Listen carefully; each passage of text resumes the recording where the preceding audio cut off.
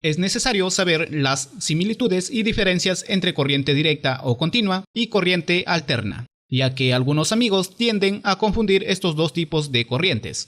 Si tenemos una batería de 12 voltios y un bombillo incandescente que enciende a 12 volts, el cual conectamos a la batería, la corriente inmediatamente empezará a circular desde el borne negativo hasta el borne positivo de la batería, pasando por el filamento del bombillo. Esta corriente circulará de forma continua en el tiempo, por lo que se puede decir que el voltaje y corriente, según la gráfica, es una línea recta. Ojo que para este ejemplo estoy asumiendo el sentido real de la corriente. Hay que recordar que el flujo de electrones va desde el negativo hasta el positivo.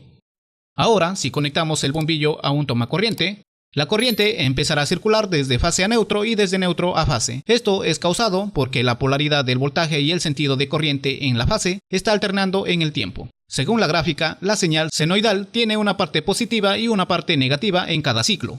La cantidad de ciclos por segundo va a depender del tipo de suministro y el lugar donde vives. En algunos países la frecuencia es de 60 Hz y en otros de 50 Hz. Esto significa que en un segundo hay 60 ciclos y 50 ciclos respectivamente. Ahora ya podemos decir que la corriente que llega a nuestra casa es alterna.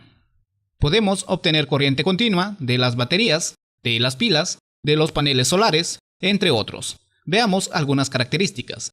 Los dispositivos que suministran corriente directa o continua tienen terminales con polaridad positiva y negativa. El flujo de corriente eléctrica se da en un solo sentido, es decir, que va desde el negativo hasta el positivo, y este es constante en el tiempo. Este tipo de corriente se usa en electrónica y en los circuitos de control, ya que se puede transferir información por medio de impulsos. No se puede transportar o llevar a grandes distancias, ya que se genera pérdidas de potencia. La corriente directa se le atribuye al inventor Thomas Edison, no por descubrir este fenómeno, sino porque le dio utilidad con sus inventos. También hay que aclarar que este tipo de corriente es menos peligrosa que la corriente alterna. La corriente alterna básicamente se obtiene en las centrales hidroeléctricas. La corriente que se obtiene de los generadores es bastante alta y para poder transportarlo a grandes distancias es necesario subir el voltaje y disminuir la corriente. Y así pues, la corriente alterna viaja por los cables de alta tensión y al llegar a la ciudad se baja el voltaje a 220 o cualquier otro nivel de tensión de uso doméstico. Y al final, eso es lo que tenemos en los tableros eléctricos, para luego ser distribuido para los circuitos de iluminación, tomacorrientes, entre otros. La corriente alterna se le atribuye al inventor Nikola Tesla.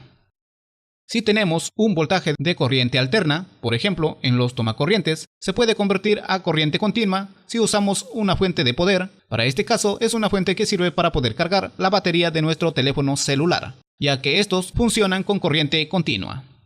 Si tenemos corriente continua, por ejemplo, en una batería de automóvil, se puede convertir en corriente alterna usando un inversor de corriente, y así poder usarlo, por ejemplo, para hacer funcionar una motobomba.